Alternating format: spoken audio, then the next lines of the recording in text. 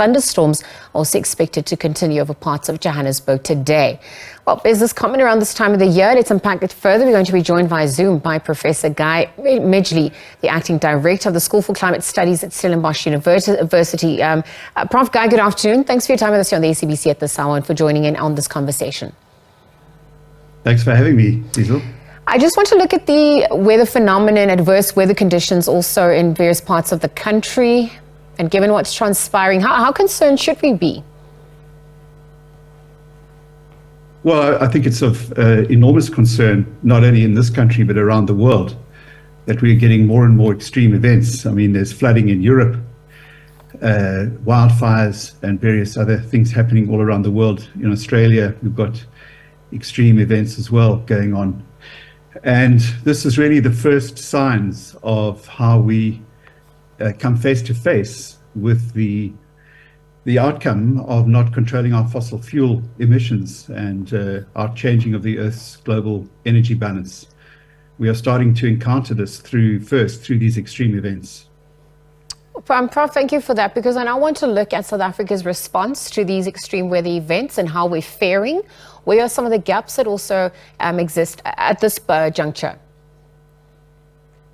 Well, we've argued, and I've argued that we have to go into a stage of learning by doing through these encounters with extreme events. We are going to have to learn very fast how to adapt, and the means by which we're going to learn that is through how do we cope with extreme events. So South Africa is actually not bad at number one, forecasting extreme events. We've seen some very, very good and accurate forecasts from the weather services and other services that are available on people's cell phones.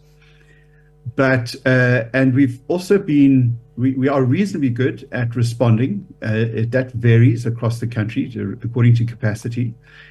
But what we've got to start moving towards very, very fast is a national capability and even a regional capability to respond to extreme events. We saw in the Mozambique floods from several years ago how South Africa helped out through providing helicopters and other forms of humanitarian aid to rescue people.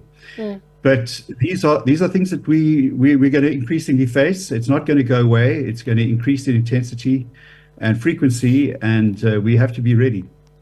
Speaking of which, because I actually wanted to look at, how concerned we should be about more of these extreme events occurring. And obviously, you've just alluded to that. I want to look at some of the challenges experienced by the built environment in South Africa in relation to climate change and what you're also witnessing on that front, given the fact that, as you are of the view, we're learning on the go. What concerns arise on that front?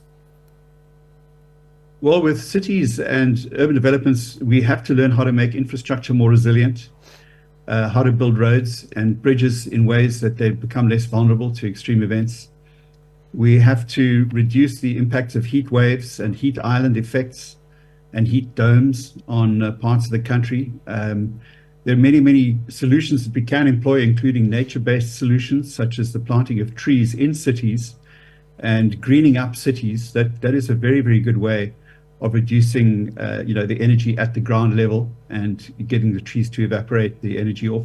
Mm. So there are a number of different ways of doing these things, but fundamentally, we're probably going to have to redesign the way that we urbanize, and Southern Africa has a huge opportunity to do that because it's one of the fastest urbanizing regions in the world. So this is a massive risk and opportunity for the whole region. Mm. So speaking about redesigning the way we urbanize, how do we also make it more inclusive? How do we also empower the marginalized? How do we bring in indigenous knowledge systems to complement, science as well on that front? Well, I think we're heading towards a future that we as a species have not encountered before. We're heading into a future that's warmer than anything our species has encountered in its 300,000-year history.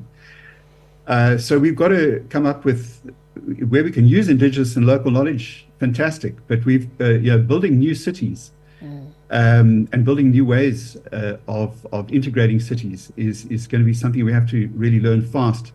This is to do with, and it can be very inclusive and it can be quite equalizing. So renewable energy per se tends to lead to greater equality, cheaper energy availability, more reliable energy availability, and more localized. So that's already a big step forward. And the way we design our cities and our urban dwellings so that people can be brought closer to work, less stress, less heat effects, less flooding risks, all those sorts of things. We've got to, our urban planners, our architects have to really wake up and, start to plan this new future very, very fast. I mean, all the elements I think are there, but they've got to be brought together very rapidly.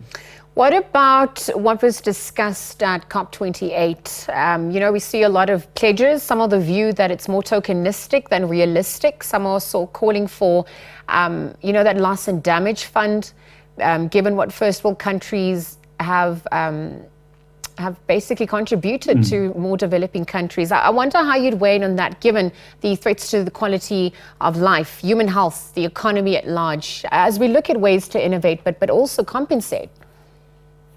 Well, loss and damage, I think we should use as a massive opportunity to restructure, to build back better, basically. There's no point in getting compensated for loss and damage if you don't do things differently after you have the compensation. Then you just ask, it becomes a black hole. It becomes an endless cycle. So to my mind, the loss and damage implementation has to have a very deliberate learning by doing element to it. And frankly, we can do that through learning from these extreme events. That's how we're going to do it. We have to do it anyway.